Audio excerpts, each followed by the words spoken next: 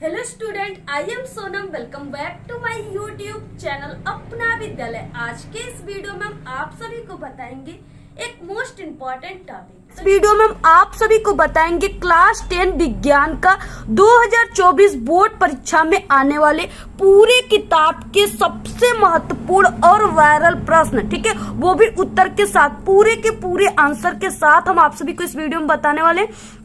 अगर आप सभी लोग मात्र इन वायरल प्रश्नों को अगर तैयार कर लेते हो तो आप सभी का इस बार साइंस में पूरे के पूरे क्या है 70 नंबर बिल्कुल पक्का है। इससे बाहर एक भी क्वेश्चन नहीं आएंगे और जितने क्वेश्चन बताएंगे सब बिल्कुल एनसीईआरटी किताब से, ठीक है, बुक से। और आप सभी का जो क्लास 10th का बोर्ड का पेपर बनता है, ठीक है, वो सिर्फ एनसीईआरटी के क्वेश्चन, एनसीईआरटी के बुक जो है उसी से सिर्फ आपका पेपर बनता है, ठीक है। इसलिए आप सभी लोगों को यहाँ पे हम एनसीईआरटी के सभी क्वेश्चन जो वायरल क्वेश्चन है सभी को बताने वाले। ये सभी प्रश्न जो भी हम आप सभी को बताएंगे, आप सभी के 29 फरवरी का जो साइंस का पेपर है, ठीक है, उसमें बिल्कुल 100% गारंटी की पूरे के पूरे क्वेश्चन छपे रहेंगे, क्योंकि हम आपको 29 फरवरी का, ठीक है, साइंस का सबसे वायरल प्रश्न उत्तर के साथ बता रहे हैं, जो कि वेरी इंपॉर्टेंट है और हर साल आप सभी के बोर्ड एग्जाम में बिल्कुल पक्का है कि आता है, ठीक है। और कंफर्म क्वेश्चन हम आप सभी को बता रहे हैं जो हर साल आपके एग्जाम में आता है, कंटिन्यू आने वाला क्वेश्चन है। बहुत ही वायरल क्वेश्चन हम आप सभी को बताने वाले हैं। आपके विज्ञान के 3 पार्ट है, फिजिक्स, केमिस्ट्री, बायोलॉजी, ठीक है। तो पूरे यानी तीनों पार्ट से वायरल इंपॉर्टेंट क्वेश्चन और, ठीक है, 4 नंबर और 6 नंबर वाले, यानी कि लघु उत्तरी क्वेश्चन और यहाँ पे आपको दीर्घ उत्तरी क्वेश्चन जो लॉन्ग क्वेश्चन है उसको बताएंगे, ठीक है। तो आप सभी स्टूडेंट सबसे पहले इस वीडियो को लाइक कर दीजिए, चैनल पे नए तो चैनल को सब्सक्राइब करके आप लोग बेल आइकन को जरूर प्रेस कर दीजिए। अगर आपको साइंस जो है, ठीक है, कठिन लगता हो, आपको हार्ड लगता हो, तो यहाँ पे हम आपको ऐसी तरीका समझाएंगे, ऐसे तरीके से हम आपको पूरा साइंस बताएंगे, ठीक है, जो कि आपको जो साइंस है ये बिल्कुल हलवा लगने लगेगा, ठीक है, बहुत ही सरल तरीके से। अगर आपको रिएक्शन नहीं आता तो रिएक्शन पूरा हम बताएंगे कैसे क्या होता है, ठीक है, सब चीजें, पूरा डायग्राम कैसे बनाना है, आपको पूरी की पूरी चीजें हम आपको इस वीडियो में बताने वाले हैं। तो आप लोग सिर्फ वीडियो को बिना स्किप किए देखिएगा, आपको तभी 100% जो है समझ में आएगा। और आप लोग हमारे चैनल से स्टडी करते हो, क्लास 10th के आल सब्जेक्ट की तैयारी करते हो, तो आप सभी का इस बार 2024 बोर्ड एग्जाम में 95 से पार जरूर जाएगा, ठीक है, 95% से भी अधिक नंबर आपका आ जाएगा। सबसे पहला क्वेश्चन क्या है, और ये क्वेश्चन हम आप सभी को बता दें कि वेरी वेरी मोस्ट इम्पोर्टेंट है, ठीक है। आप सभी लोग इसको किसी भी साल के पेपर को साइंस के उठाकर देखोगे, ये क्वेश्चन जरूर आया रहेगा, ठीक है, बहुत ही वायरल क्वेश्चन है। क्वेश्चन क्या है, बेकिंग सोडा का नाम, ठीक है, तथा रासायनिक सूत्र क्या है। पहला क्वेश्चन ये है, ठीक है, इसके निर्माण की एक विधि तथा 2 मुख्य गुण का भी समीकरण देते हुए आपको लिखना है। यानी यहाँ पे किया है पहला कि यहाँ पे इसका यानी कि रासायनिक सूत्र और आपको इसका नाम लिखना है, दूसरा आपको एक निर्माण की विधि लिखना है, ठीक है, और इसका गुण लिखना है। तो ये जो है 4 नंबर का क्वेश्चन है। अब देखिए आप सभी को सबसे पहले क्या है कि बेकिंग सोडा का जो रासायनिक नाम है वो हम आप सभी को बता देते हैं, ठीक है। तो देखिए इसका जो रासायनिक नाम होता है, ठीक है, वो सोडियम बाइकार्बोनेट है, सोडियम बाइकार्बोनेट, ये इसका क्या है रासायनिक नाम है, ठीक है, किसका, बेकिंग सोडा का। आप लोग यहाँ पे नोट कर लीजिएगा। बाकी इसका जो रासायनिक सूत्र है वो क्या हो जाएगा, ठीक है। तो देखिए बेकिंग सोडा, यानी बेकिंग सोडा को आप सभी लोग जानते हो, ठीक है, ये किचन में भी यूज होता है। बेकिंग सोडा को एक तरह से खाने का सोडा भी इसका नाम है, ठीक है। जिससे जैसे क्या हो गया, कोई भी बन रहा है, कोई भी चीजें बन रही है, ठीक है, जैसे गोलगप्पे हो गए या वो मकुनी हो गए, ये सब में क्या होता है कि उसको बेकिंग सोडा को डाला जाता है, ठीक है, जिससे वो क्या होते हैं, उसमें वाष्प भरते हैं, वो फूले फूले होते हैं, ठीक है, फूलते हैं। तो वही है बेकिंग सोडा। और इसका जो रासायनिक सूत्र जो है वो NaHCO3 है, ठीक है, यानी यहाँ पे जो H लगा है ना, इसी के कारण ये बाइकार्बोनेट हो गया है। तो इसलिए यहाँ पे इस तरीके से क्या हो गया, इसका जो बेकिंग सोडा है, बेकिंग सोडा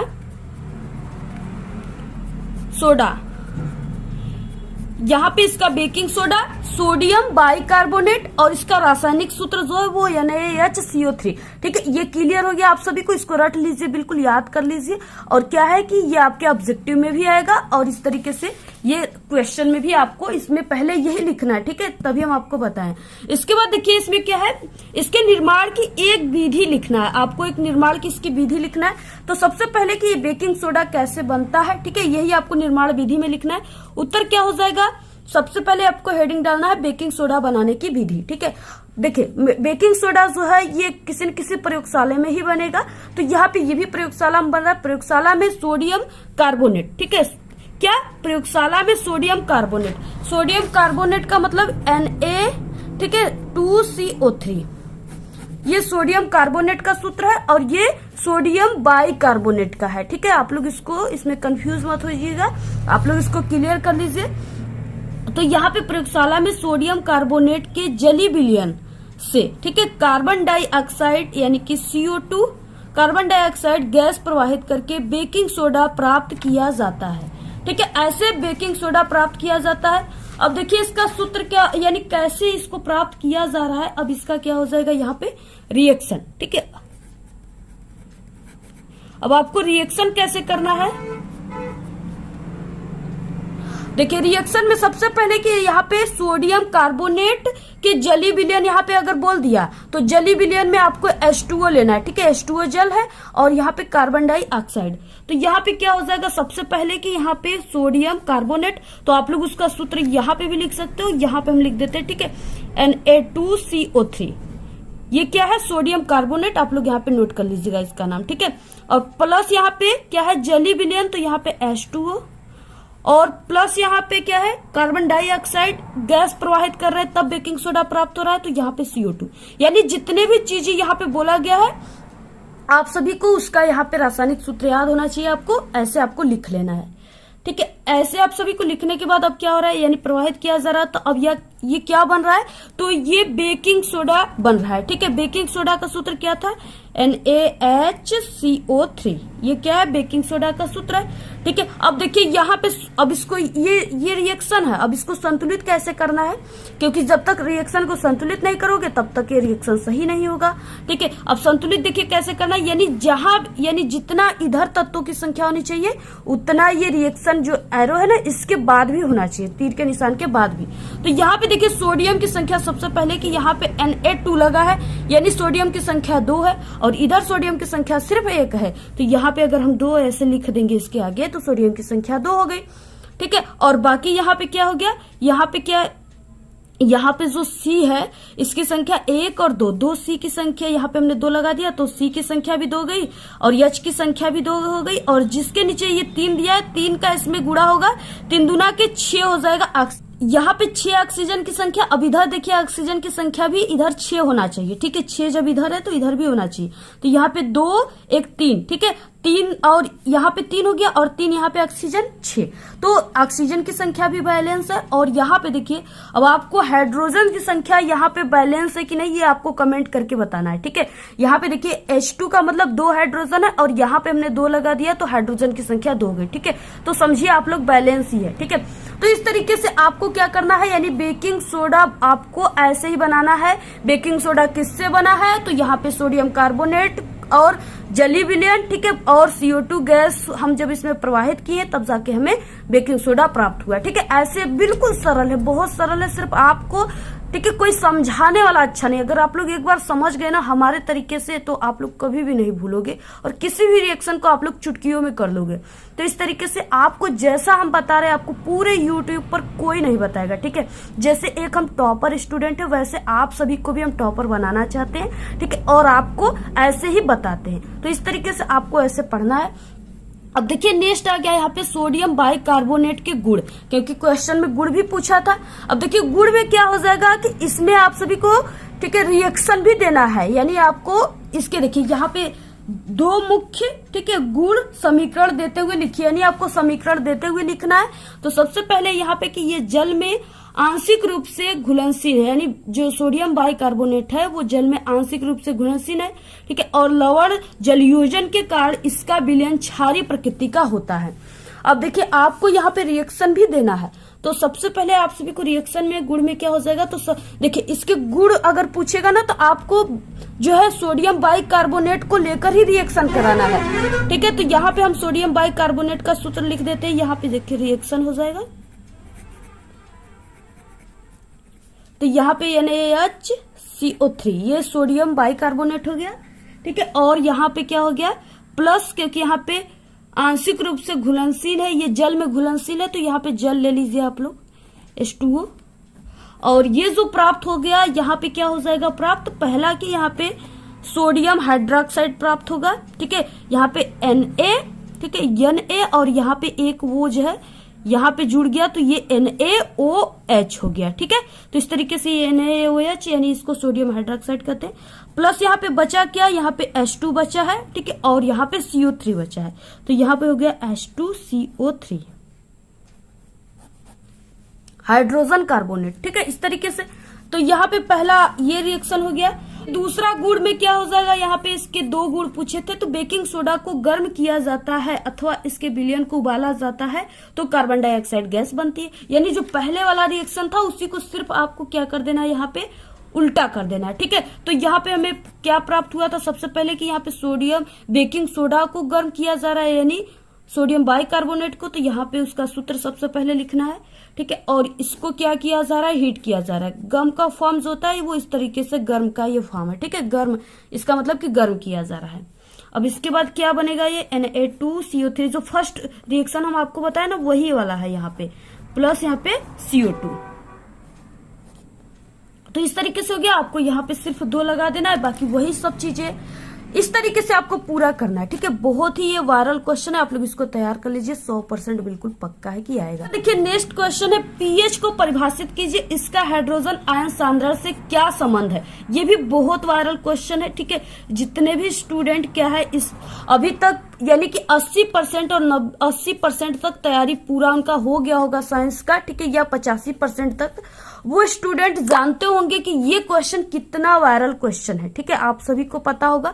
तो और जितने स्टूडेंट अभी तक नहीं तैयारी इतना कर पाए हैं वो स्टूडेंट अब से तैयारी कर लीजिए ऐसे क्वेश्चनों को जो आपके एग्जाम में हर साल आता है। तो देखिए पीएच सबसे पहले किसे कहते हैं, तो पीएच किसी विलयन का पीएच मान, ठीक है, यानी 10 की ऋणात्मक घात की वो संख्या है जो उस विलयन के जो हाइड्रोजन आयन है H+ सांद्रण का मोल, ठीक है, लीटर इनवर्स को प्रदर्शित करती है, उसको पीएच कहते हैं। अब देखिए यहाँ पे क्या हो जाएगा, यानी पीएच इक्वल माइनस लॉग यानी ऋणात्मक घात के 10 है, तो यहाँ पे देखिए पीएच का 10 की ऋणात्मक घात, तो यहाँ पे हो जाएगा माइनस लॉग 10, ठीक है, इस तरीके से। और यहाँ पे हाइड्रोजन आयन H+ ऐसे लिख सकते हो, या R ऐसे आप लोग यानी इस तरीके से भी लिख सकते हो, H+ हाइड्रोजन आयन इक्वल यहाँ पे 10 के पावर माइनस पीएच, ऐसे भी आप लोग लिख सकते हो दोनों तरीके से, ठीक है। और इस पे क्या है न्यूमेरिकल भी आता है जो हम पहले से भी बता चुके और आप लोग कमेंट करोगे फिर भी बता देंगे, ठीक है। और ये जितने यानी इस पे जितने भी न्यूमेरिकल है सब बता चुके हैं जो कि आपको हमारे चैनल के विज्ञान के प्लेलिस्ट में मिल जाएंगे। इसके बाद नेक्स्ट है सबसे वायरल क्वेश्चन कि प्लास्टर ऑफ पेरिस का निर्माण कैसे होता है, इसके 2 उपयोग लिखिए, ठीक है। तो प्लास्टर ऑफ पेरिस का निर्माण सबसे पहले क्या है, और आप लोग इस प्लास्टर ऑफ पेरिस को जरूर जानते हो, देखे भी होंगे आप लोग, ठीक है, लेकिन आपको अभी पता नहीं है कि प्लास्टर ऑफ पेरिस कैसा है, ठीक है। आपको ये याद नहीं होगा कि हाँ यही चीज है जो हमने देखा है, अभी हम आपको बताएंगे तो आप लोग समझ जाओगे। जैसे क्या होता है कि जब कहीं यानी कि हाथ क्रेक हो जाता है, ठीक है, पैर में क्रेक आ जाता है, मोच आ जाता है या टूट जाते हैं हाथ पैर किसी का, तो आप लोग देखे होंगे कि डॉक्टरों के पास वो लोग जाते हैं, तो डॉक्टर क्या करते हैं उसके हाथों में पैरों में व्हाइट कलर का एक पट्टी बांध देते हैं जो काफी मोटा होता है, ठीक है, उसे प्लास्टर भी गांव देहात में कहा जाता है। तो वो जो होता है जो व्हाइट कलर का होता है ना प्लास्टर उसे कहा जाता है, वही प्लास्टर ऑफ पेरिस है। वो क्या है, प्लास्टर ऑफ पेरिस है। तो आप लोग जरूर देखे होंगे, आपको याद आ गया कि हाँ वही है। आप लोग जब देखोगे तो वो क्या कहोगे, आप लोग प्लास्टर नहीं कहोगे, वो कहोगे प्लास्टर ऑफ पेरिस है, ठीक है, ऐसे कहना है आपको। तो इस तरीके से आप लोग जान गए। अब यहाँ पे देखिए निर्माण इसका कैसे होता है, इसे भी जानना जरूरी है। इसे देखिए जिप्सम से बनाया जाता है, ठीक है। प्लास्टर ऑफ पेरिस को किससे बनाया जाता है? जिप्सम से बनाया जाता है। और जिप्सम का सूत्र क्या होता है? CaSO4, ठीक है, यहाँ पे डाट H2O, यानी कि जिप्सम का जो सूत्र होता है वो कैल्शियम सल्फेट होता है, ठीक है। इसे हेमीहाइड्रेट भी कहा जाता है। तो जिप्सम को क्या किया जाता है? एक भट्ठी में 100 डिग्री सेल्सियस ताप पर गर्म किया जाता है। इस ताप पर यह अपने क्रिस्टलीय जल के 3/4 अणु निकाल देता है। अब इसमें से जब जल निकल जाएंगे तो ये ठोस हो जाएगा, ठीक है, तो वही वो प्लास्टर के टाइप का हो जाएगा। तो वही क्या है? अणु निकाल देता है और प्लास्टर ऑफ पेरिस बन जाता है, ठीक है, बनता है। तो इस तरीके से सबसे पहले कि ये प्लास्टर ऑफ पेरिस इसी ऐसे ही इसका निर्माण होता है। अब इसके बाद देखिए इसका रिएक्शन क्या हो जाएगा। सबसे पहले कि ये जिप्सम से बन रहा है तो आपको जिप्सम का सूत्र जो हो जाएगा क्या हो जाएगा? CaSO4.2H2O। ये क्या है? जिप्सम का सूत्र है। और यहां पे क्या हो जाएगा? इसको जब हम 100 डिग्री सेल्सियस ताप पे गर्म कर रहे हैं तो ये क्या बन रहा है? ये प्लास्टर ऑफ पेरिस बन रहा है। तो प्लास्टर ऑफ पेरिस का सूत्र आपको याद होना चाहिए, Ca, ठीक है, SO4 और यहाँ पे 1/2, ठीक है, 1/2 H2O प्लस यहाँ पे 3/2 H2O, यानी ये क्या करता है? यहाँ पे 3/4 अणु जल का निकाल देता है, ठीक है। तो यहाँ पे क्या हो गया? अब देखिए यहाँ पे जो जल की संख्या है वो 2 है, 2H2 है, यानी जल की संख्या 2 है। और इधर भी 2 है, सिर्फ आपको यहाँ पे हमने लिखने का तरीका बदल दिया है। इसको जिप्सम के सूत्र के हिसाब से हमने लिखा हुआ है, इसलिए आपको ये समझ में नहीं आ रहा है। अभी आपको समझ में आ जाएगा। देखिए जैसे 1/2 और प्लस 3/2 है, तो यहाँ पे हम लिख देते 1/2 और प्लस 3/2। अब देखिए यहाँ पे क्या है? ये दोनों का समान है, ठीक है, तो इसको हम यहाँ पे इस तरीके से लिख देंगे। और बाकी जब हर समान है तो ये ऊपर के जुड़ जाएंगे, तो ये 3 1 4 हो जाएगा, तो 4 हो जाएगा, ठीक है। तो 2 1 कम 2, 2 दूना के 4। तो यहाँ पे क्या हो गया? 2/1 यानी 2 बचा सिर्फ। तो यहाँ पे जल की संख्या कितनी हो गई? 2 हो गए, ठीक है। और इधर भी जल की संख्या 2 है। और बाकी ये तो CaSO4 है, ये है, तो यहाँ पे इस तरीके से, ठीक है। ऐसे आप सभी को पूरा तैयार करना है। और ये जो बन गया ये प्लास्टर ऑफ पेरिस बन गया, ठीक है। ये क्या बन गया? प्लास्टर ऑफ पेरिस बन गया। आप लोग यहाँ पे इसको लिख लीजिएगा, प्लास्टर ऑफ पेरिस। इसका देखिए उपयोग क्या हो जाएगा। इसका उपयोग टूटी हड्डियों को सही अवस्था में जोड़ने में किया जाता है, जो कि हमने आपको बताया पहले ही। इसके बाद इसका उपयोग खिलौने, स्टेचू, सजावटी सामान तथा ज्वेलरी बनाने में भी प्रयुक्त होता है, ठीक है। यानी स्टेचू, खिलौने, ये सभी बनाने में इसका प्रयोग होता है। और ये आप लोग, ठीक है, यानी कि ब्लैक बोर्ड पे आप लोग जरूर पढ़े होंगे, ठीक है, और कभी ना कभी पढ़े ही होंगे। तो जब आप लोग छोटे थे तब पढ़े होंगे। तो ये ब्लैक बोर्ड पर जो सर लोग लिखते थे, मैम लोग लिखती थी ना चाक से, वो किसका था? प्लास्टर ऑफ पेरिस का बना होता था, ठीक है। तो ये ब्लैक बोर्ड पर लिखने के लिए चाक बनाने में भी प्रयुक्त होता है। ऐसे आपको समझ में आ गया। इसके उपयोग बहुत ही अच्छे तरीके से आ गया होगा। आई होप इतने अच्छे तरीके से हमने आपको बताया ये कि आपको जरूर समझ में आ जाएगा, ठीक है। इससे कमजोर स्टूडेंट भी इसको याद कर सकता है हमारे इस वीडियो को देखने के बाद, ठीक है। और आपको बहुत बहुत वायरल अभी क्वेश्चन आएंगे आपके बायोलॉजी के, और अभी आप सभी के फिजिक्स के क्वेश्चन आएंगे। सभी की साइंस की तैयारी अभी तक बिल्कुल भी नहीं हुई है ना, फिर भी आप लोग मात्र इतना तैयार कर लेते हो जितना हम आप सभी को बता रहे इस वीडियो में। तो आप लोग यानी कि आप सभी का, यानी कि ठीक है, 70 में आपका 40 नंबर तो बिल्कुल पक्का ही हो जाएगा। और इससे आप लोग फर्स्ट डिवीजन से पास हो सकते हो। अगर टॉप करना है तो जितने भी वीडियो हमारे चैनल पे साइंस की प्लेलिस्ट में भी आप लोग देख लीजिएगा और इसे भी तैयार कर लीजिएगा। और न्यू मॉडल पेपर हमारे चैनल पे 5-6 उसको भी तैयार कर लीजिए, तो आपका पूरा 70 में 70 आ जाएगा। क्वेश्चन क्या है? पोषण क्या है? पोषण की आवश्यकता क्यों होती है? तो देखिए हम सभी जीवित होने के लिए, ठीक है, भोजन लेते हैं, यानी वो पोषण ही है। तो पोषण लेते हैं, तो देखिए जीवित होने के लिए पोषण लेते हैं। और पोषण हमारे, ठीक है, यानी कि हमारे जीवन काल का सबसे इम्पोर्टेंट चीजें पोषण ही है, ठीक है। पोषण से ही हम सभी लोग जीवित हैं और हमारी वृद्धि और विकास हो रही है, ठीक है, इस तरीके से। तो आप लोग समझिए कि सभी जीवधारियों को जीवित अवस्था को बनाए रखने के लिए ऊर्जा की आवश्यकता होती है। इस ऊर्जा के प्राप्ति भोजन के द्वारा ही होता है। पोषण में कौन कौन से तत्व आ जाएंगे? जैसे विटामिन, कार्बोहाइड्रेट, ठीक है, आयरन, ये सब क्या होता है? आ जाएंगे। तो यहाँ पे वो प्रक्रम जिसके द्वारा भोजन जीवधारियों को प्राप्त होता है वही पोषण कहलाता है।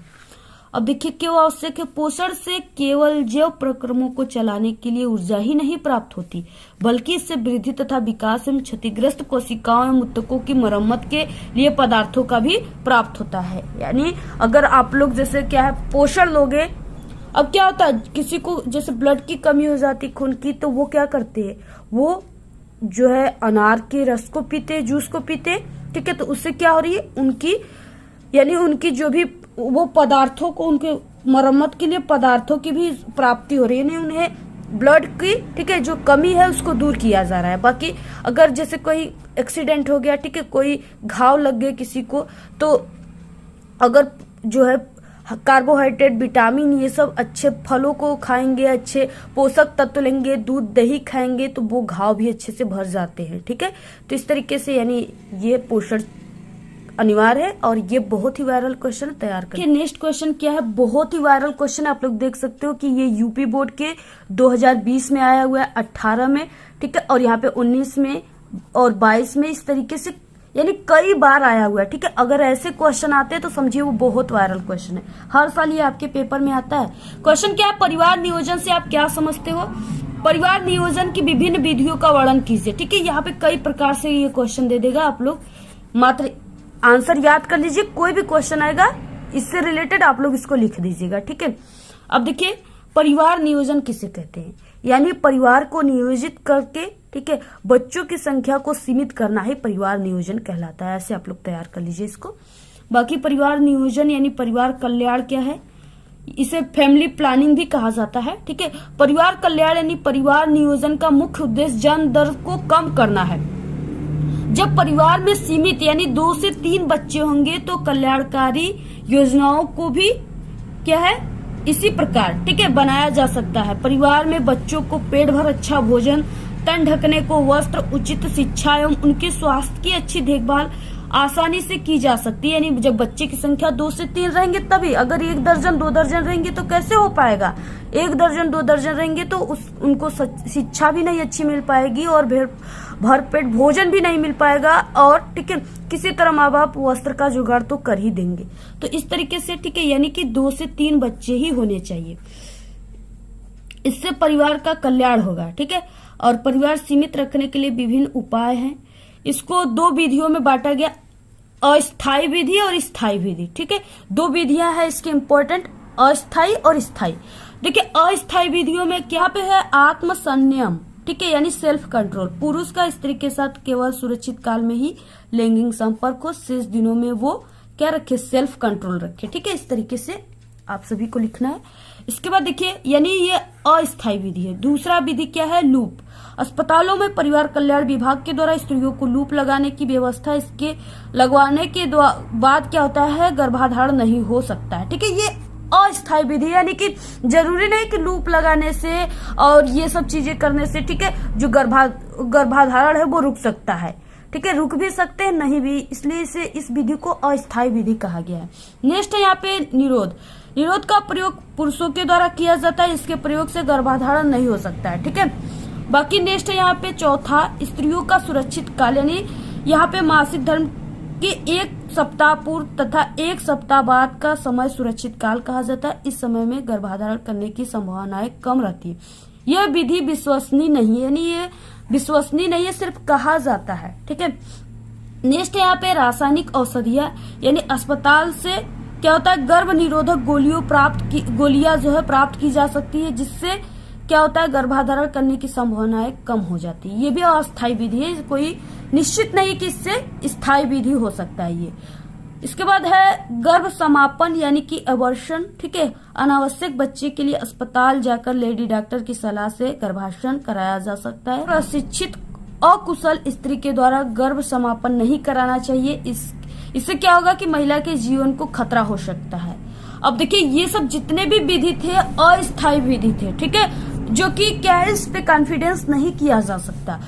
कॉन्फिडेंस सिर्फ स्थायी विधि यानी कि परमानेंट मेथड्स को ही किया जा सकता है। इसमें क्या है, 2 सिर्फ यहाँ पे विधि है। इसमें पहला है कि पुरुष का ऑपरेशन, ठीक है, यानी शुक्र नलिका का यह बहुत ही साधारण ऑपरेशन है, इसमें किसी प्रकार का भय नहीं रहता है। और महिला ऑपरेशन में क्या हो जाएगा, अंड नलिका का ये ऑपरेशन साधारण होता है, घाव पूरा होने की अवधि में सावधानी रखनी चाहिए। तो ये क्या है, इसकी स्थायी विधि है। तो इस तरीके से आप लोग पूरा स्क्रीनशॉट ले लीजिए, बहुत ही वायरल क्वेश्चन है, आपके एग्जाम में पक्का आएगा। और ये 6 नंबर वाले क्वेश्चन है, कितने नंबर के, 6 नंबर वाले, ठीक है, लॉन्ग क्वेश्चन। नेक्स्ट क्वेश्चन कितना वायरल क्वेश्चन है आप लोग देख सकते हो, हम आपको कितने वायरल क्वेश्चन बता रहे हैं, ऐसा क्वेश्चन आपको कोई नहीं बताएगा। मेंडल के नियमों की एक एक उदाहरण सहित व्याख्या आप सभी को करना है। देखिए कितना बार आया हुआ है, ठीक है। मेंडल के वंशागति नियमों को समझाइए, ये भी कितने बार आया है। मेंडल के नियम क्या है, उपर्युक्त चित्रों के माध्यम से आपको स्पष्ट करना है। देखिए कितने तरह से आया है, स्वतंत्र अभिवन के नियम बहुत ही, और आपको रेखा चित्र भी इसका करना है, ठीक है, बहुत अच्छा है। उत्तर क्या हो जाएगा, मेंडल के आनुवंशिकता के नियम, ठीक है, यानी Mendel's law of heredity. Mendel ने उद्यान मटर, ठीक है, पर किए गए संकरण प्रयोगों के आधार पर आनुवंशिकता के 3 नियम प्रतिपादित किए हैं, जिन्हें मेंडल के आनुवंशिकता के नियम कहते हैं। जैसा कि बार बार ये पेपर में आता है, जितने भी हम पेपर आपको बताते हैं, ठीक है, सभी में आता है। तो हम कहते हैं कि आपको हमारे चैनल पे इसकी वीडियो मिल जाएगी, आप लोग देख लीजिएगा, ठीक है। अगर आप लोग को मिल गया होगा तो अच्छी बात है, नहीं मिला है तो आप लोग यहाँ पे समझ लीजिए जरूर, इसको बहुत वायरल क्वेश्चन है। पहला देखिए नियम जो है मेंडल का, वो प्रभाविता का नियम है, ठीक है। यहाँ पे क्या हो जाएगा, यानी कि लॉ ऑफ डोमिनेंस, ठीक है। इस नियम के अनुसार क्या है, जब 2 विपरीत लक्षणों वाले 2 पौधे, ठीक है, शुद्ध का संकरण कराया जाता है, तब प्रथम संतानी पीढ़ी में एक लक्षण दिखाई देता है तथा दूसरा लक्षण छिप जाता है, लुप्त हो जाता है, ठीक है। दिखाई देने वाला लक्षण ही प्रभावी लक्षण कहलाता है, यानी डोमिनेंट, ठीक है, और यहाँ पे कैरेक्टर कहलाता है, तथा छिपा रहने वाला लक्षण जो वो अप्रभावी लक्षण कहलाता है, ठीक है। अब यहाँ पे इस नियम को प्रभाविता का नियम, इसी नियम को प्रभाविता का नियम कहते हैं। यानी एक प्रभावी लक्षण है, प्रभावी यानी जो दिखाई दे रहा है, और एक अप्रभावी लक्षण है जो दिखाई नहीं दे रहा है, ठीक है, उसी में लिप्त हो जा रहा है। अब देखिए व्याख्या क्या है, यानी व्याख्या हो जाएगा जब समयुग्मजी लाल पुष्प, ठीक है, यानी लाल पुष्प को कैपिटल RR से दिखाया है, वाले पौधे का समयुग्मजी सफेद पुष्प, यानी इसको स्मॉल RR से दिखाया, वाले पौधे से संकरण कराया जाता है। तो F1 पीढ़ी के सभी पौधे लाल पुष्प, यानी यहाँ पे लाल पुष्प का मतलब यहाँ पे एक लाल पुष्प का R और एक यहाँ पे सफेद पुष्प का छोटा R, ठीक है, वाले होते हैं। तो R लाल रंग है और जो R छोटा है वो सफेद रंग है, जो कि इसमें छिपा रहता है, ठीक है, सफेद रंग के जीन है। और R प्रभावित जीन की उपस्थिति में, और जो स्मॉल R है वो सुप्त जीन है, यानी ये उसमें लुप्त हो जाता है, गायब हो जाता है, ठीक है, अप्रभावी हो जाता है, अपने को व्यक्त नहीं कर पाता है, इसे ही प्रभाविता का नियम कहते हैं। अब देखिए कैसे, यहाँ पे देखिए शुद्ध लाल पुष्प हमने ले लिया जिसको कैपिटल RR से दिखाए थे, और शुद्ध सफेद फूल ले लिया जिसको स्मॉल RR से दिखाए थे। अब देखिए इसमें इसके बाद इसको अलग कर दिया यहाँ पे, यानी ये दोनों इस तरीके से थे, अब इसको अलग अलग कर दिया, यानी ये युग्मक बन गए, ठीक है। और ये P1 पीढ़ी था, यहाँ पे हमें F1 पीढ़ी को प्राप्त करना है। अब यहाँ पे RR हो गया, यहाँ पे स्मॉल RR। अब यहाँ पे देखिए एक इस तरीके से आपको कैपिटल R से लाना है, यानी यहाँ पे संकर करा रहे हैं, ठीक है। तो यहाँ पे एक इससे लाना है और एक यहाँ पे स्मॉल R से लाना है, यानी कि एक लाल पुष्प का जीन लेना है, एक सफेद पुष्प का। तो यहाँ पे ये जो है ये इसका R हो गया, और बाद में इसको लाया तो यहाँ पे स्मॉल R हो गया। इसके बाद इसका R एक ले लिए, इसके बाद इस वाले R से एक ले लिए, ठीक है, ऐसे बन गया। इसके बाद यहाँ से एक R ले लिए और यहाँ से एक छोटा R ले लिए, ठीक है, ऐसे संकर हो गया। इसके बाद यहाँ से R ले लिए, इस यहाँ से छोटा R ले लिए, यानी एक बार आपको इससे लेना है तो एक बार इससे लेना है, एक बार इससे लेना है, तो एक बार आप सभी को ऐसे लेना है, एक बार ऐसे लेना है, तो एक बार ऐसे, ठीक है, बहुत ही सरल है। अब देखिए प्राप्त क्या हो रहा है यहाँ पे, क्योंकि यहाँ पे R जो है ये छिपा हुआ है, हमने आपको बताया ये अप्रभावी है तो ये दिखाई नहीं देगा, बाकी जो कैपिटल R है वो दिखाई देगा। कैपिटल R का रंग कैसा है, लाल है, ठीक है, तो संकर लाल प्राप्त हुआ, संकर लाल, संकर लाल, संकर लाल, ठीक है, यानी यहाँ पे F1 पीढ़ी में लाल प्राप्त हो गया पुष्प। तो ये पहला नियम था। दूसरा नियम है मेंडल का पृथक्करण का नियम, या इसको युग्मकों की शुद्धता का नियम भी कहते हैं, ठीक है। युग्मक निर्माण के समय जोड़े के जीन्स पृथक हो जाते हैं और युग्मक में प्रत्येक जीन जो है जोड़े का एक जीन ही पहुंचता है, अर्थात युग्मक में प्रत्येक लक्षण के लिए एक जीन ही होता है। इसे युग्मक की शुद्धता का नियम या पृथक्करण का नियम भी कहते हैं। अब देखिए यहाँ पे व्याख्या क्या हो जाएगा, ठीक है, पृथक्करण का नियम का। जब लाल यानी कि यहाँ पे RR एवं सफेद पुष्प RR स्मॉल वाले पौधे का संकरण कराया जाता है तो जो F1 पीढ़ी है, ठीक है, F1 पीढ़ी के सभी संकर पौधे यानी यहाँ पे कैपिटल R और स्मॉल r यानी लाल पुष्प वाले होते हैं, ठीक है। और F1 पीढ़ी के पौधे में युग्मक निर्माण के समय R और R जीन अलग अलग हो जाते हैं, यानी पृथक्करण का मतलब अलग अलग हो जाना, ठीक है, हो जाते हैं। और प्रत्येक युग्मक में इनमें से केवल एक जीन पहुंचता है।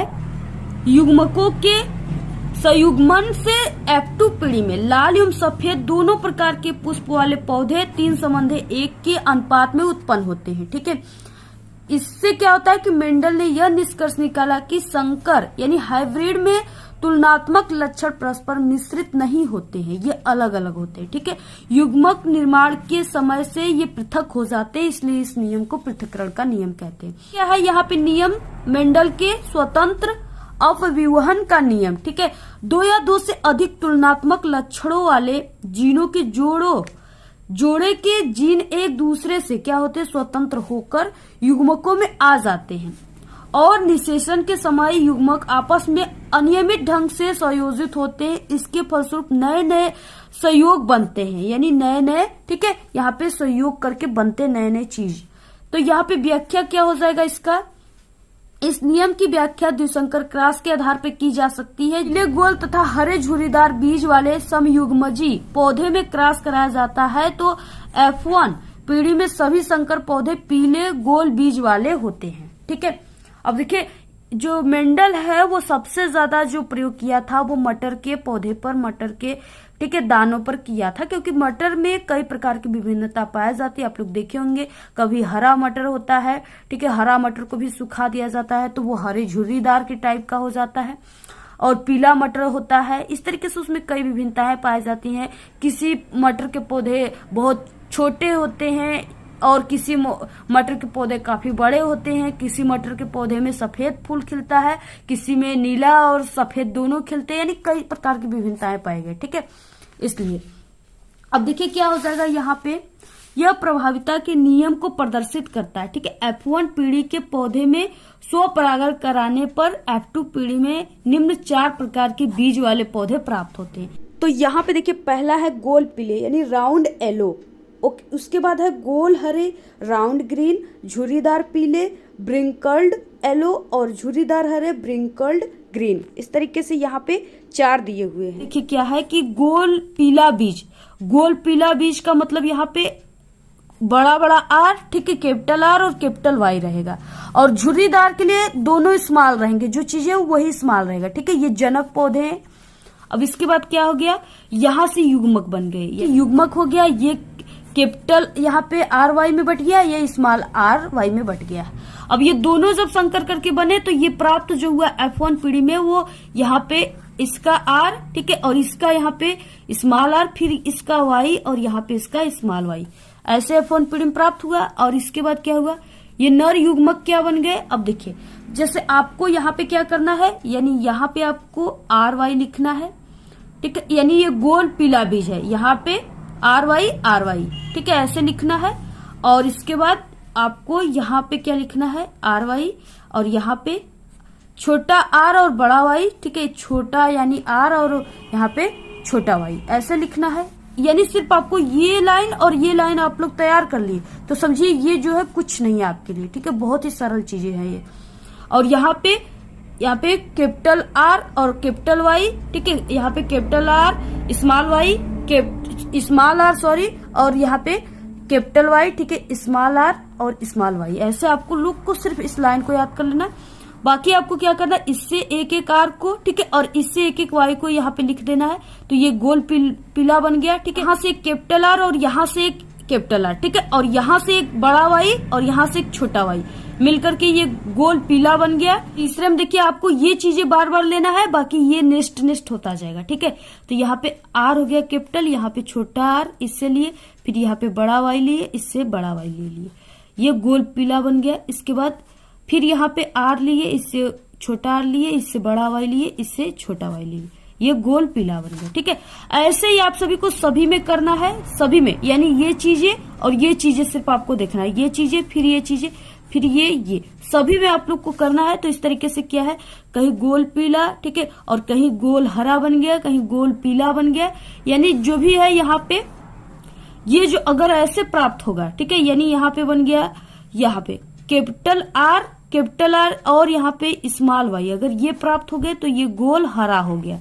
ठीक है, और इस तरीके से, और अगर इस तरीके से यहाँ पे ये प्राप्त हो गया, यहाँ पे आर, कैपिटल आर और स्मॉल आर, ठीक है, और यहाँ पे डबल छोटा वाई, तो ये गोल हरा ये भी बन गया।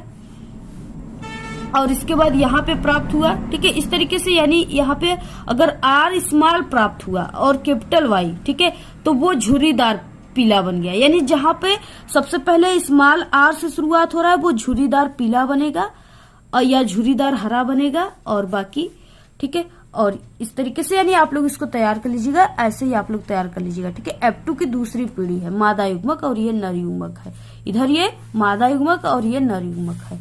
इसके बाद देखिए यहाँ पे प्राप्त क्या हुआ, गोल पीला जो है वो 9 प्राप्त हुआ, यानी इसमें गोल पीला, ठीक है, 1 2, ठीक है, 3 4 5 और इसके बाद 6 7 8 और 9, तो ये 9 क्या हो गए, ये गोल पीला प्राप्त हुए 9। ठीक है, तो वही यहाँ पे है, गोल पीला 9 प्राप्त हुआ और गोल हरा जो है वो 3 प्राप्त हो गए, गोल हरा 1 और यहाँ पे 2 और यहाँ पे गोल हरा 3, तो ये 3 प्राप्त हो गए। झुर्रीदार पीला, झुर्रीदार पीला, झुर्रीदार पीला, झुर्रीदार पीला 3, झुर्रीदार हरा सिर्फ 1 प्राप्त हुआ है। ठीक है, और यहाँ पे क्या हो गया, यानी इसका जो समलक्षणी अनुपात हो जाएगा वो 9 संबंधित 3 संबंधित 3 संबंधित 1 हो जाएगा। आप लोग इसको रट लीजिएगा, ये ऑब्जेक्टिव में भी आता है, लॉन्ग क्वेश्चन में भी आता है। ठीक है, तो ऐसे आपको पूरा करना, आप लोग इसको रट लीजिए बिल्कुल। बहुत क्या, नेक्स्ट फिजिक्स पार्ट के सबसे वायरल और इम्पोर्टेंट क्वेश्चन जो आपके फरवरी बोर्ड एग्जाम में बिल्कुल 100% पक्का आएगा। ठीक है, वो क्या है, यहाँ पे निकट दृष्टि दोष किसे कहते हैं, इस दोष के क्या कारण हैं, इसके निवारण के लिए किस प्रकार का लेंस प्रयुक्त किया जाता है, किरण आरेख के द्वारा आपको समझा रहा है। 6 नंबर का क्वेश्चन है। देखिए कई तरह से क्वेश्चन आता है, देख सकते हो कितना बार आया है, बिल्कुल रिपीटेड क्वेश्चन है। समझिए आप लोग, उत्तर क्या हो जाएगा। देखिए निकट दृष्टि दोष वाले व्यक्ति को क्या है कि पास की वस्तु स्पष्ट दिखाई देती है, ठीक है, लेकिन अधिक दूर की वस्तु स्पष्ट दिखाई नहीं देती। अगर हम यहाँ पे कह रहे हैं कि क्या लिखा हुआ है तो वो पढ़ लेंगे कि हाँ ये चीजें लिखा हुआ है।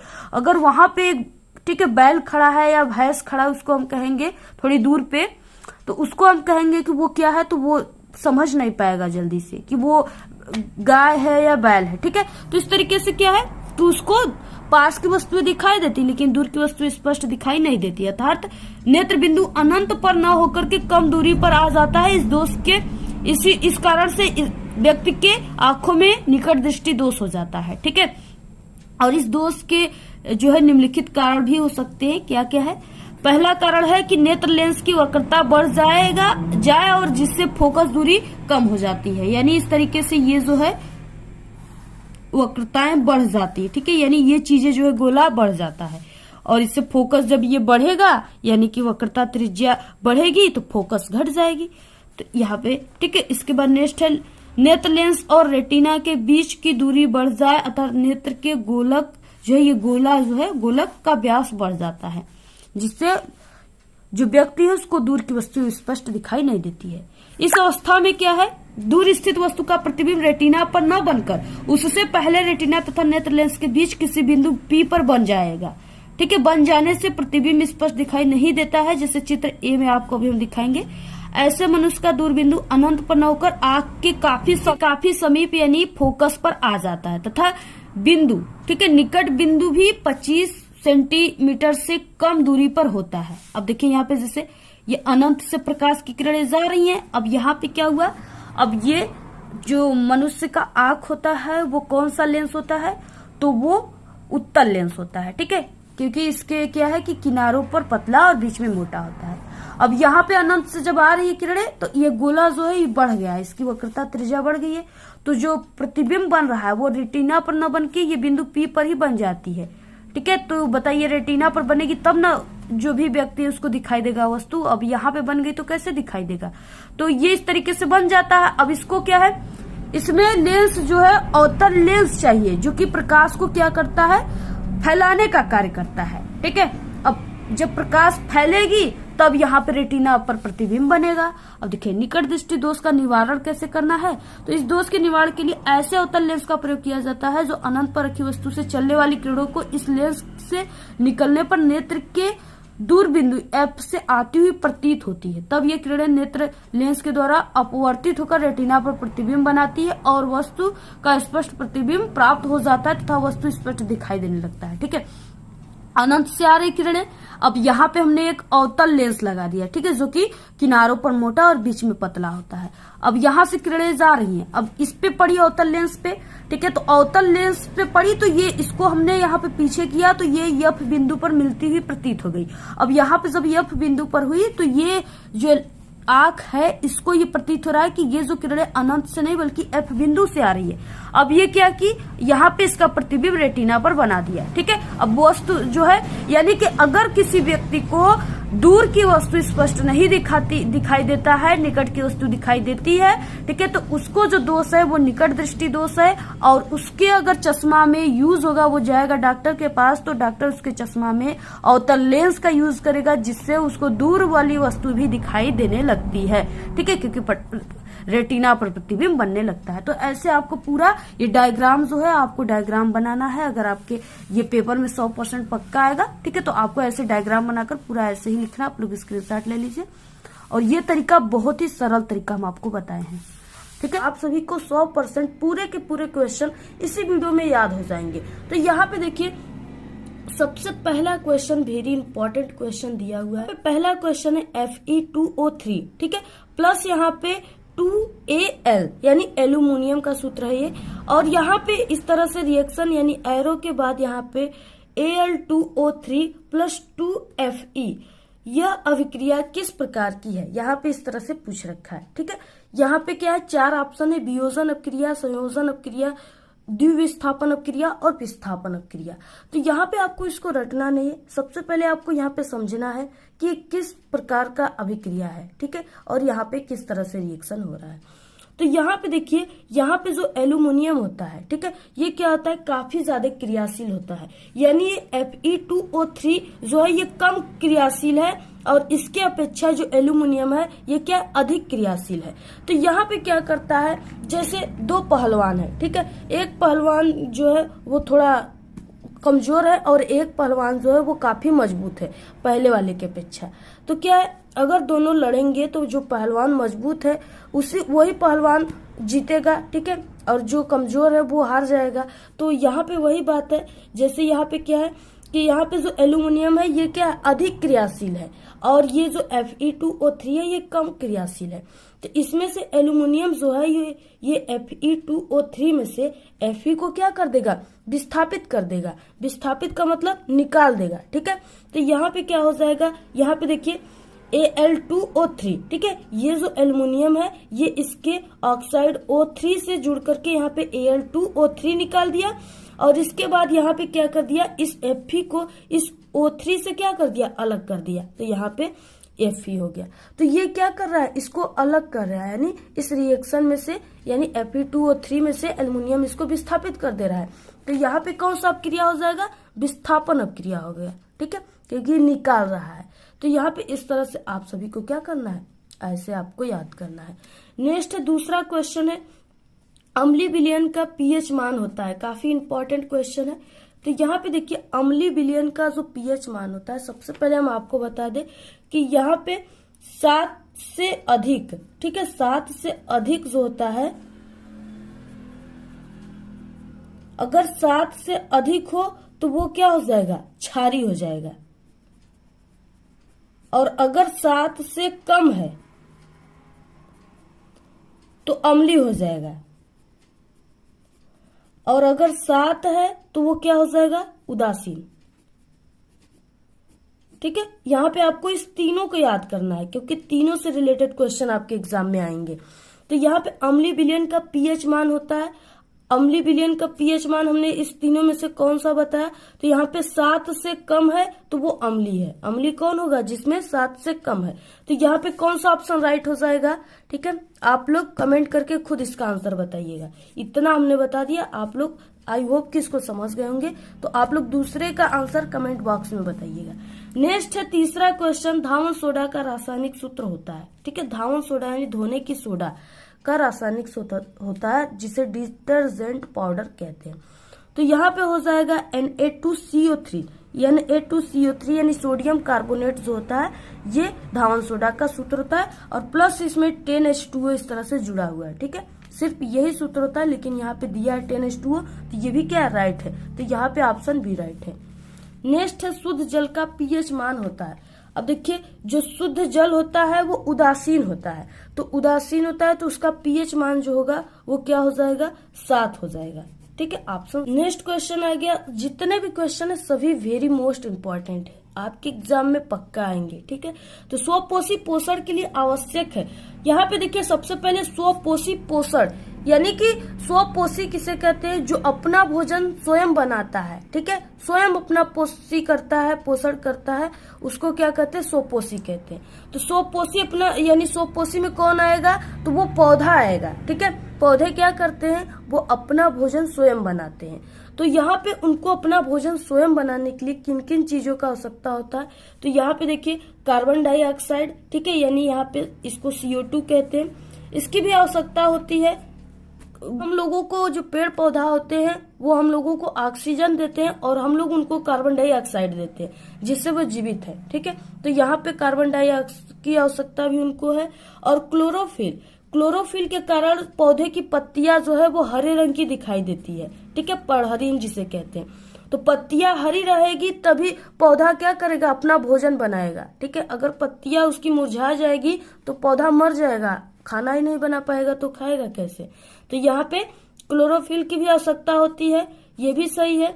और सूर्य का प्रकाश, सूर्य के प्रकाश में ही पौधे अपना भोजन बनाते हैं, उसी से उनको मिलता है, ठीक है। उनके पत्तियां हरी भरी सूर्य के प्रकाश से ही रहते हैं, जिससे वो भोजन बनाते हैं। तो यहाँ पे ऑप्शन सी राइट भी है, यानी यहाँ पे ऑप्शन डी उपयुक्त में से सभी राइट है, ठीक है। यानी इन चारों चीज की आवश्यकता पड़ती है पौधे को अपना भोजन बनाने में। इस तरह से आपको याद करना है। क्वेश्चन है, जल में घुलनशील होता है, यानी जल में घुलनशील विटामिन कौन सा होता है, ठीक है। बहुत इंपॉर्टेंट है, ऑप्शन डी यानी विटामिन सी जो होता है वो जल में घुलनशील होता है। नेक्स्ट है पादपों में यानी पौधों में, ठीक है, जाइलम का कार्य होता है। यहाँ पे जल का संवहन करना, भोजन का संवहन करना, एमिनो अम्ल का संवहन करना और सभी। तो यहाँ पे क्या है, जाइलम यानी जो पौधे होते हैं, ठीक है, पादपों यानी पेड़ पौधे जो होते हैं उनमें होता है रूट, जड़ें होती हैं। उन्हीं जड़ों के माध्यम से वो क्या करता है, यानी मिट्टियों में से पानी को क्या करता है, जल को सोर से लेकर के अपने फुकहरे तक, अपने पत्तियों तक वो जल देता है। तो वो जाइलम के माध्यम से ही देता है। तो यानी वो जाइलम क्या करता है, वो जल का संवहन करता है। ऑप्शन ए राइट है। नेक्स्ट है 7वां क्वेश्चन, एक उत्तल लेंस की क्षमता 2 डायोप्टर है, इसकी फोकस दूरी होगी, ठीक है। यहाँ पे देखिए आपको इसको हम सॉल्व करके बताते हैं, और ये बहुत ही इंपॉर्टेंट न्यूमेरिकल है, ये आपके एग्जाम में जरूर आएंगे, ठीक है। ऐसे क्वेश्चन आपके एग्जाम में आते हैं, तो यहाँ पे आप लोग इसको सीख ही लीजिए किस तरह से होगा। तो यहाँ पे लेंस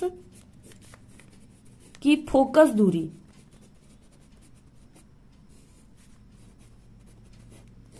लेंस की फोकस दूरी यानी F इक्वल हो जाएगा 1/P, ठीक है। ये जो सूत्र होता है ये क्षमता का सूत्र होता है, लेंस के क्षमता का सूत्र होता है F इक्वल 1/P, ठीक है। P जो है ये क्षमता है पावर डायोप्टर में।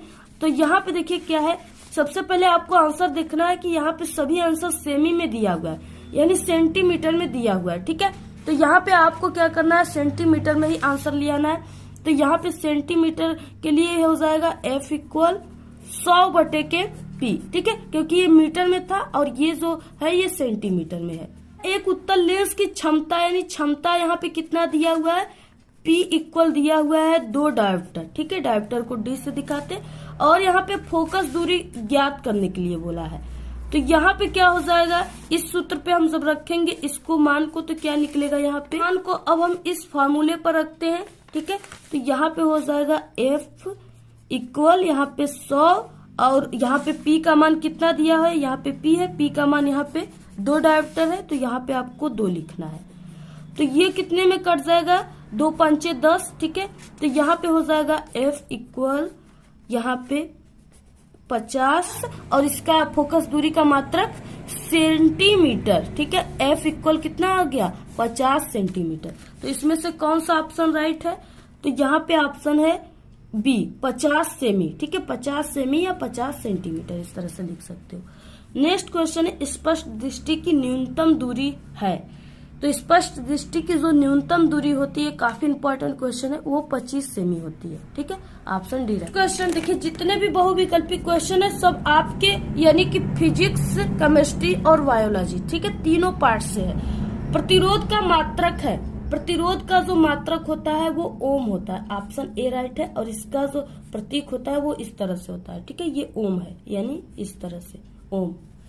नेक्स्ट है यहाँ पे विद्युत धारा मापने का यंत्र है। ऑप्शन यहाँ पे दिया विद्युत जनित धारा, धारा मापी धारा, अमीटर द्वारा, विद्युत मोटर द्वारा, ठीक है। तो विद्युत धारा मापने का जो यंत्र होता है वो अमीटर होता है, इससे विद्युत धारा को, इलेक्ट्रिक करंट को मापा जाता है। तो ऑप्शन सी राइट है। अब देखिए नेक्स्ट क्वेश्चन आ गया लघु उत्तरीय प्रश्न, जो कि आपके एग्जाम में 4 नंबर के आते हैं। अब यहाँ पे देखिए पहला क्वेश्चन है, लोहे की वस्तुओं को हम पेंट क्यों करते हैं, ठीक है। तो यहाँ पे क्वेश्चन इंपॉर्टेंट है, बहुत इंपॉर्टेंट है। तो लोहे की वस्तुओं को संक्षारण से बचाने के लिए हम पेंट या लेप चढ़ाते हैं। जैसे यहाँ पे हमने आप सभी को पिछले वीडियो में बताया था कि जैसे कोई लोहा है और उसको क्या है कि बारिश हो रहा है, उसमें आप लोग फेंक दिए, ठीक है, या कोई नमी स्थान पे उसको रख दिए, तो आप लोग 2-3 दिन बाद देखेंगे तो उस लोहा का कलर बदला रहेगा, क्योंकि उसमें जंक लगे रहेंगे, मूर्छा पकड़ा रहेगा, ठीक है, जिसको मूर्छा कहते हैं, जंक लगा रहेगा।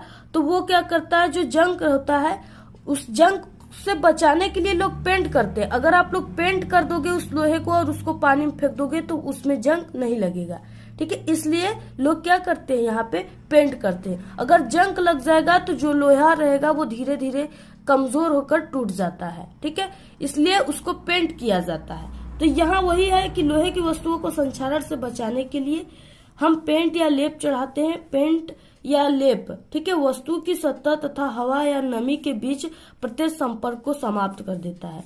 यानी जब पेंट कर देते हैं तो उसमें नमी नहीं लगता, उसको समाप्त कर देता है। यही क्वेश्चन है, याद कर लीजिए आप। निम्नलिखित का IUPAC नाम लिखिए, ठीक है, international union of pure apply chemistry, इस तरह से इसका फुल नेम होता है। अब यहाँ पे देखिए आपके एग्जाम में ये 2 से 3 नंबर का आता है। यहाँ पे देखिए पहला दिया है CH3COOH। तो यहाँ पे हम आपको बहुत ही अच्छी ट्रिक भी बताएंगे, उससे आपको याद हो जाएगा। यहाँ पे सबसे पहले आपको यहाँ पे कितने कार्बन है इसको काउंट करना है, ठीक।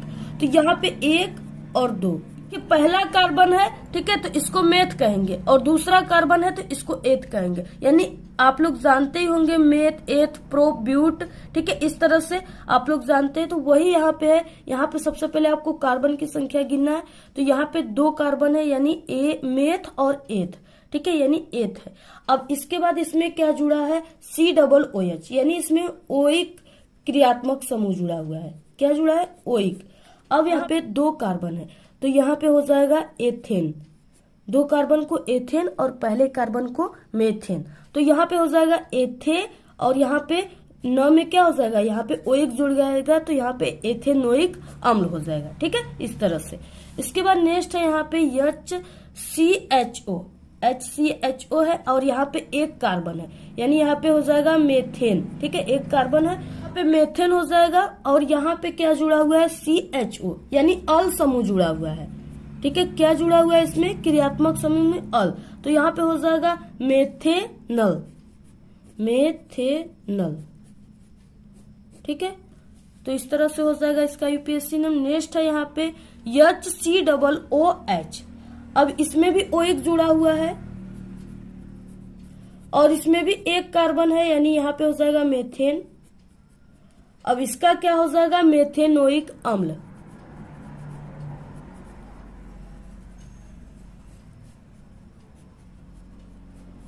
इसके बाद नेक्स्ट है C2H5OH। अब यहाँ पे OH का मतलब ऑल समूह जुड़ा हुआ है, इसमें ऑल क्रियात्मक समूह जुड़ा हुआ है। ठीक है, तो यहाँ पे देखिए इसको ऐसे भी आप लोग लिख सकते हो CH3 CH2 एकल बांध OH इस तरह से, और इसमें ऑल समूह जुड़ा हुआ है। ठीक है, तो यहाँ पे एक कार्बन है और दो कार्बन है, यानी इस कार्बन पहले कार्बन को मेथेन और दूसरे को एथेन। तो यहाँ पे क्या हो जाएगा, यहाँ दो कार्बन है तो यहाँ पे हो जाएगा एथे, और यहाँ पे ऑल समूह जुड़ा है यानी नॉल, तो यहाँ पे हो जाएगा एथेनॉल। ठीक है, इस तरह से आपको पूरा यूपीएससी नेम लिखना है। ऐसे ही बहुत ही सरल तरीका हमने आपको बताया, जरूर आप लोग तैयार कर लीजिए। और इसके बाद नेक्स्ट क्वेश्चन है यहाँ पे पीएच मान से आप क्या समझते हैं। ठीक है, बहुत इंपॉर्टेंट क्वेश्चन है। शुद्ध जल में हाइड्रोजन आयनों का सांद्रण क्या होता है। यहाँ पे देखिए विलयन के हाइड्रोजन आयन के सांद्रण के ऋणात्मक लघुगणक को ही क्या कहते हैं, पीएच कहते हैं। अब इसके बाद इसमें शुद्ध जल में हाइड्रोजन आयनों का जो सांद्रण होता है वो क्या होता है, तो यहाँ पे हो जाएगा पीएच इक्वल हो जाएगा यहाँ पे -log10। ठीक है, और यहाँ पे H+, या आप लोग इसको ऐसे भी लिख सकते हो H+10 - pH, ऐसे भी आप लोग लिख सकते हो। ठीक है, इसके बाद देखिए यहाँ पे हो जाएगा, यानी कितना आया शुद्ध जल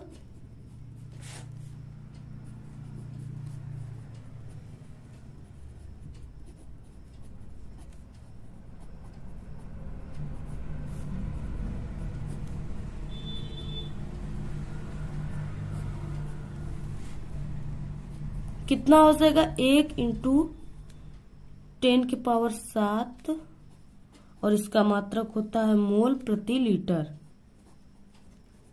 ठीक है, तो इतना हो जाएगा, यानी इतना शुद्ध जल में हाइड्रोजन आयनों की सांद्रण जो होता है वो इतना ही होता है, 1 × 10⁻⁷ मोल प्रति लीटर। ठीक है, इस तरह से आप लोग इसको पूरे को तैयार कर लीजिए। नेक्स्ट क्वेश्चन है, देखिए बायोलॉजी से श्वसन को परिभाषित कीजिए, काफी इंपॉर्टेंट है।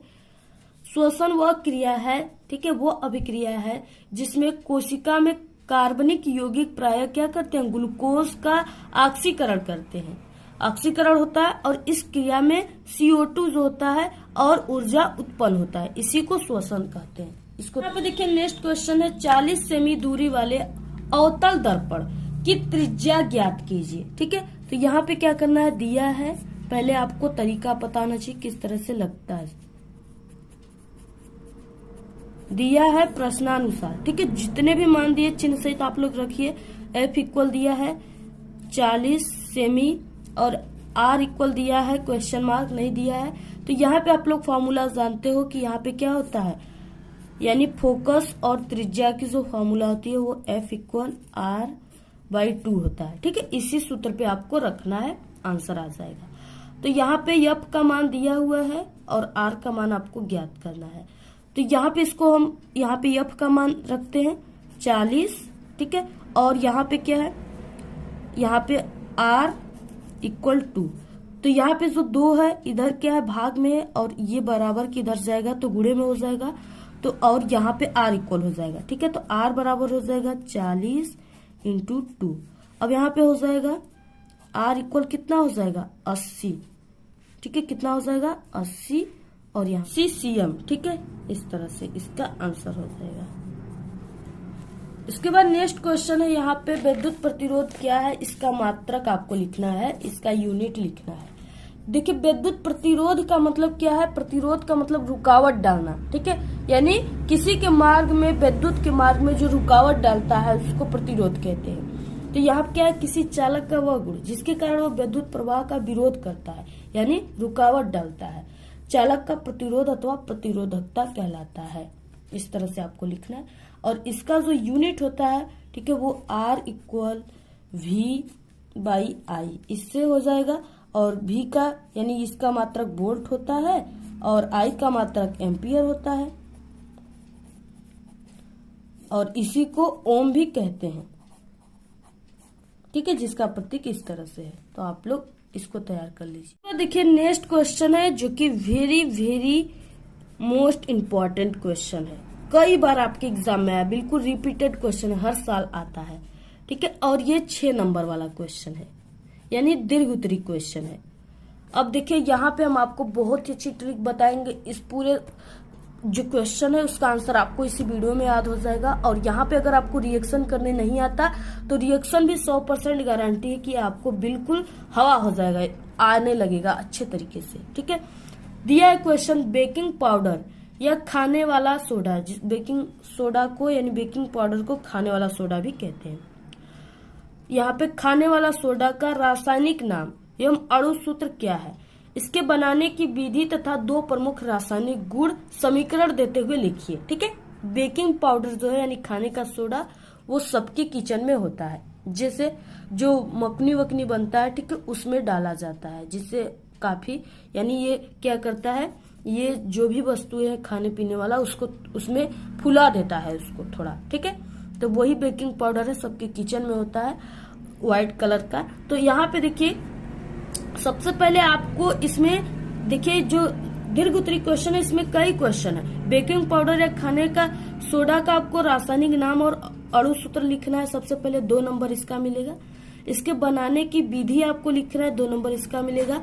और 2 प्रमुख इसके रासायनिक समीकरण लिखना है, यानी 2 नंबर इसका मिलेगा। टोटल ये 2 + 2 + 2 इक्वल यहाँ पे 6, ठीक है, 6 नंबर का क्वेश्चन है। तो सबसे पहले बेकिंग सोडा आपको इसका रासायनिक नाम याद होना चाहिए, ठीक है। तो वो होता है सोडियम बाइकार्बोनेट। इसका बेकिंग सोडा का रासायनिक नाम जो है वो सोडियम बाइकार्बोनेट है, ठीक है। कार्बोनेट का सूत्र होता है Na2CO3, लेकिन यहाँ पे बाई लग गया है तो यहाँ पे इसका सूत्र हो जाएगा NaHCO3, ठीक है। यहाँ पे क्या है, सिर्फ ये यच लगा है जिसके कारण यहाँ पे बाई हो गया है, ठीक है। और यहाँ पे अगर Na2CO3 होता तो वो सिर्फ सोडियम कार्बोनेट होता, लेकिन यहाँ पे यच लगा है तो ये बाई कार्बोनेट हो गया। इसको आपको ध्यान देना है, ठीक है, इसमें काफी कंफ्यूजन है। NaHCO3 he sodium by carbonate का सूत्र है। अब देखिए इसको बेकिंग सोडा बनाने की विधि क्या है यहाँ पे।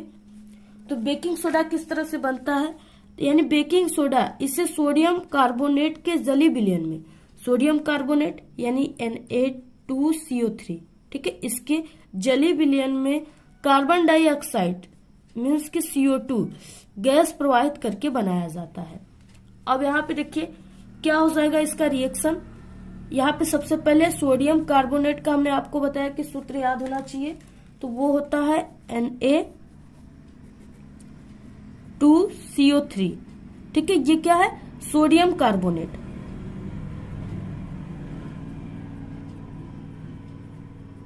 तो ये सोडियम कार्बोनेट हो गया और प्लस यहाँ पे CO2, ठीक है। तो यहाँ पे हो जाएगा CO2 गैस प्रवाहित। अब यहाँ पे देखिए जली विलयन बोला है, ठीक है। क्या बोला है, जली विलयन, यानी इसमें आपको जल लेना है, जल का सूत्र। तो ये H2O जो होता है ये जल का सूत्र होता है। अब इसका हम रिएक्शन कराते हैं इस तरह से। इसका हम जब रिएक्शन कराते हैं तो यहाँ पे क्या बनेगा, बेकिंग सोडा बनेगा, जिसका यहाँ पे रासायनिक नाम सोडियम कार्बोनेट है और जिसका सूत्र NaHCO3 है, ठीक है। तो यहाँ पे NaHCO3 बनेगा। अब देखिए यहाँ पे क्या है, यहाँ पे आपको दोनों तरफ इन जो दिया है तत्व, इनके जो सूत्र है उसको आपको बैलेंस करना है, ठीक है। तो यहाँ पे क्या है Na2, यानी यहाँ पे सोडियम की संख्या इस तरफ क्या है 2 है, 2 यहाँ पे Na2 का मतलब 2 सोडियम है और इधर क्या है सोडियम की संख्या सिर्फ 1 ही है। तो यहाँ पे अगर हम इस तरह से 2 आगे इसके कर देते हैं तो यहाँ पे भी सोडियम की संख्या 2 हो गई, ठीक है, 2 सोडियम की संख्या हो गई। अब यहाँ पे देखिए सब बैलेंस हो गया। यहाँ पे हाइड्रोजन की संख्या 2 है, यहाँ पे हाइड्रोजन 1 था, यहाँ पे हमने 2 कर दिया, 2 हाइड्रोजन हो गया। यहाँ पे 1 कार्बन, यहाँ पे 1 कार्बन, यहाँ पे 2 कार्बन था, यहाँ पे 1 कार्बन है, 2 यहाँ पे कर दिए, 2 कार्बन हो गया। 3 यहाँ पे ऑक्सीजन है, 3 2 5 और 1 यहाँ पे है 6 और यहाँ पे 3 यहाँ पे ऑक्सीजन था, इसका 2 में जब इंटू करोगे तो 3 दूना के 6 ऑक्सीजन, यानी क्या है टोटल रिएक्शन बैलेंस है, ठीक है, करेक्ट है। इस तरह से आपको रिएक्शन करना है। देखिए रासायनिक विधि में क्या है कि जो यहाँ पे हमने प्राप्त किया है, यहाँ पे हम क्या प्राप्त किए हैं, यहाँ पे हम बेकिंग पाउडर प्राप्त किए हैं, ठीक है, सोडियम बाइकार्बोनेट। तो यहाँ पे उसी से अब आपको रिएक्शन कराना है इसमें, ठीक है। तो यहाँ पे क्या है 100 डिग्री सेल्सियस तक गर्म किए जाने पर यह विच्छेदित होकर के सोडियम कार्बोनेट में बदल जाता है। यानी यहाँ पे जो प्राप्त किए उसी को लेना है। NaHCO3 हमने प्राप्त किया है तो इसी को लेना है। तो यहाँ पे NaHCO3 हो गया 2 ठो, और यहाँ पे इसको 100 डिग्री सेल्सियस ताप तक गर्म करना है। तो ये क्या होता है, विक्षेपित होकर फिर से वही बना लेता है जो यहाँ पे है ना, यही वाला तत्व बना लेता है इसको गर्म करने पर। तो यहाँ पे Na2CO3 sodium carbonate plus CO2 plus H2O, ये क्या करता है, ये सब बना लेता है। तो आपको ऐसे ही क्या करना है रिएक्शन। बहुत ही अच्छा है, सरल है, आप लोग इसी तरीके से करिएगा। नेक्स्ट रासायनिक विधि क्या है, ठीक है, 2 ठो बोला था तो आपको 2 लिखना है। यहाँ पे यह अम्लों से क्रिया करके सोडियम लवण बनाता है तथा कार्बन डाइऑक्साइड गैस को मुक्त करता है। ठीक है, अब यहाँ पे यानी जो सोडियम बाइकार्बोनेट हमने प्राप्त किया था उसी को आपको अम्ल से रिएक्शन कराना है। तो यहाँ पे हो जाएगा NaHCO3, ठीक है, सोडियम बाइकार्बोनेट। अब प्लस यहाँ पे अम्ल बोला है तो यहाँ पे HCl हम ले लेते हैं क्योंकि ये प्रबल अम्ल है। तो यहाँ पे HCl, अब इसका जब हम रिएक्शन कराते हैं तो यहाँ पे क्या बनता है, यहाँ पे देखिए कार्बन डाइऑक्साइड गैस मुक्त होता है। किस तरह से होता है, अब यहाँ पे देखिए, जैसे यहाँ पे क्या है Na और यहाँ पे ये Cl, ठीक है, ये Na प्लस है और Cl माइनस है। तो ये क्या बन गए NaCl यानी सोडियम क्लोराइड, NaCl हो गया, निकल गया। और इसके बाद यहाँ पे क्या है CO3, अब यहाँ पे हम CO2, और यहाँ पे हमने क्या किया कि एक ऑक्सीजन को इस तरह से इससे अलग कर दिया।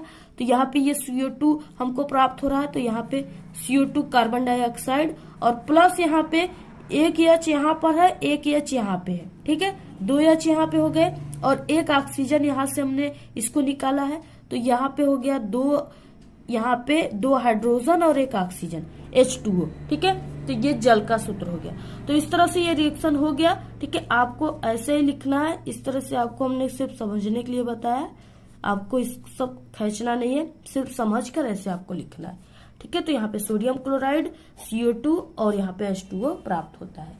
तो आपको इसी तरीके से कराना है रिएक्शन। आई होप कि आपको सभी रिएक्शन समझ में आ गया। देखिए नेक्स्ट जो क्वेश्चन है ये आपके एग्जाम में पक्का आता है, ये ऑब्जेक्टिव क्वेश्चन में भी आएगा और न्यूमेरिकल में भी आएगा, ठीक है। तो इसलिए हम आप सभी को इसको बताते हैं। यहाँ पे दिया है 200 वोल्ट यानी V का मान 200 और यहाँ पे 100 वाट, P का मान 100 वाट। बल्ब को यदि 100 वोल्ट पर प्रयोग किया जाए तो बल्ब की शक्ति कितनी होगी। तो यहाँ पे सबसे पहले क्या क्या दिया है इसको हम लिख लेते हैं, ठीक है। तो यहाँ पे वोल्ट दिया है V इक्वल 200 वोल्ट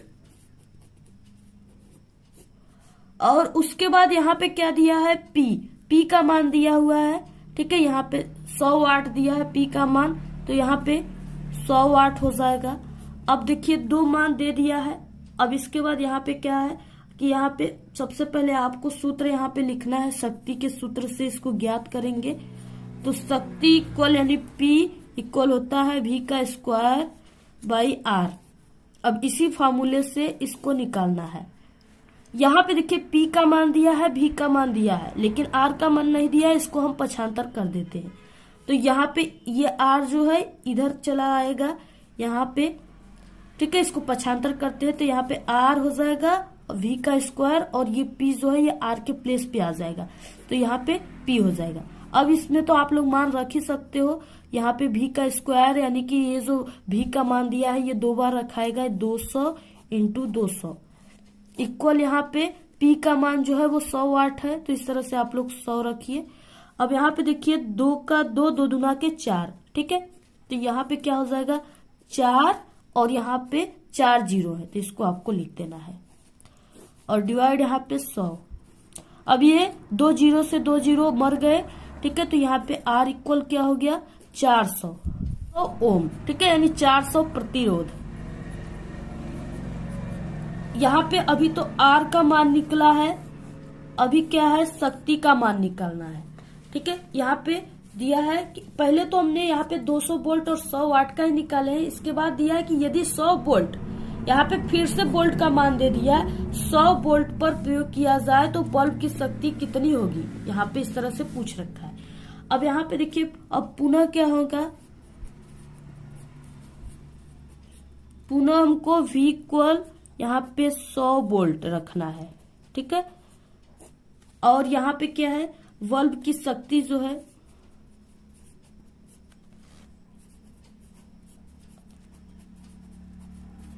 बल्ब की शक्ति P, ठीक है, उसी फार्मूले से जो ऊपर था P इक्वल यहाँ पे V का स्क्वायर डिवाइड R, तो R का मान अब आ गया है, तो इसको हम रख करके यानी यहाँ पे बल्ब की शक्ति को निकाल देंगे, ठीक है। तो P और यहाँ पे देखिए V के स्क्वायर की जगह यहाँ पे दिया है V का मान 100 वोल्ट अब दिया है, तो यहाँ पे हो जाएगा 100 2 बार, और यहाँ पे R का मान 400 आया है, तो यहाँ पे आपको R के मान की जगह रख देना है। यहाँ पे देखिए क्या हो जाएगा, P इक्वल, ठीक है, यहाँ पे एक का एक ही रहेगा और 4 जीरो बढ़ जाएगा, तो यहाँ पे इसका गुणा करेंगे तो ये 10,000 हो जाएगा और डिवाइड यहाँ पे 400। अब यहाँ पे 2 लड्डू से 2 लड्डू, ठीक है, घर चले गए, और यहाँ पे P इक्वल क्या हो गया, यहाँ पे 100 और बटे के 4। अब देखिए ये 4 का इसमें करेंगे तो ये 4 दूना के 8, ठीक है, 8 यानी 2 आएगा, और फिर उसके बाद यहाँ पे बचा 2, ठीक है। अब यहाँ पे एक जीरो, तो 4 5 20 यानी 25 वाट, ठीक है। तो यहाँ पे क्या हो जाएगा, P इक्वल कितना आ जाएगा 25 और वाट, ठीक है, यानी शक्ति का मात्रक वाट होता है। तो यहाँ पे इस तरह से ये आंसर है, आपको ऐसे ही पूरा सॉल्व कर। यहाँ पे एक और इम्पोर्टेंट न्यूमेरिकल है जो दर्पण से है, और ये दर्पण से क्वेश्चन आपके एग्जाम में जरूर आते हैं। न्यूमेरिकल 2 से 3 न्यूमेरिकल आते हैं, ठीक है, 4 नंबर के होते हैं और 6 नंबर वाले भी आते हैं। तो इस तरह से यहाँ पे 15 सेमी फोकस दूरी के किसी उत्तल दर्पण से कोई बिंब, ठीक है, यानी बिंब 10 सेमी दूरी पर रखा है। कोई वस्तु कितना रखा है, बिंब का मतलब वस्तु 10 सेमी दूरी पर रखा है। तो प्रतिबिंब की स्थिति तथा प्रकृति आपको ज्ञात करना है। प्रतिबिंब यानी भी की आपको स्थिति यानी दूरी ज्ञात करना है। अब यहाँ पे देखिए प्रश्नानुसार दिया है, क्या क्या दिया है इसको लिखना है। तो यहाँ पे दूरी दिया है, कितना दूरी है 10 सेमी है, ठीक है, यहाँ पे दूरी कितना है 10 सेमी है। और उसके बाद फोकस दूरी भी दिया हुआ है यहाँ पे। तो यहाँ पे देखिए दूरी को माइनस में नापेंगे तो यहाँ पे -10 सेमी। फोकस दूरी है 15 सेमी, और यहाँ पे V इक्वल क्वेश्चन मार्क, इसका आपको ज्ञात करना है। दर्पण के सूत्र से हो जाएगा, यहाँ पे दर्पण के सूत्र से 1/V, ठीक है, प्लस 1/के U बराबर 1/के F। इसी सूत्र से आपको क्या करना है, इसको ज्ञात करना है। तो पक्षांतर कर देते हैं, तो यहाँ पे 1/V, ठीक है, यहाँ पे बराबर 1/के F, और ये जो प्लस में 1/के U है ये बराबर के इधर जाएगा तो ये माइनस में हो जाएगा, तो यहाँ पे -1/के U। अब देखिए इसी फार्मूले पर आपको रखना है, ठीक। तो यहाँ पे 1/के V, और यहाँ पे F का मान दिया हुआ है 15, और यहाँ पे माइनस इसका दूरी का मान दिया हुआ है यहाँ पे 10। अब इसको आपको सॉल्व करना है। यहाँ पे माइनस माइनस प्लस हो जाएगा, 1/के V 1/के 15 प्लस 1/के 10। अब देखिए इसका एलसीएम हम ले लेते हैं यहाँ पे 30, क्योंकि 15 दूना के 30 और 10 तिहाई 30, तो यानी दोनों अंकों से 30 कट जाएगा। तो यहाँ पे 15 दूना के 30 और प्लस यहाँ पे 10 तिहाई 30, तो यहाँ पे 1/के V इक्वल क्या हो जाएगा 3 दूना के 5 और बटे के ये 30, तो यहाँ पे क्या हो जाएगा 5 एकम 5 5 6 का 30, तो यहाँ पे इसका हो जाएगा यहाँ पे 6 एकम 6 यानी V एकम V, और यहाँ पे 6 एकम 6, ठीक है, 6 सेमी। यानी यहाँ पे जो आ गया यहाँ पे प्रतिबिंब की दूरी दर्पण से वो 6 सेमी दूरी पर रखी जाएगी। और यहाँ पे देखिए इसकी प्रकृति यानी प्रतिबिंब की स्थिति और प्रकृति बोला है, तो यहाँ पे प्लस में आया हुआ है, तो ये क्या है प्रतिबिंब दर्पण से 6 सेमी की दूरी पर और दर्पण के पीछे बनता है, और प्रतिबिंब आभासी, ठीक है, और सीधा बनेगा, आभासी और सीधा बनेगा। इस तरह से आपको क्या करना है, पूरे को तैयार करना है। If you like this video, please don't forget like, subscribe and share. Wish you all the very best. Good luck. Bye bye.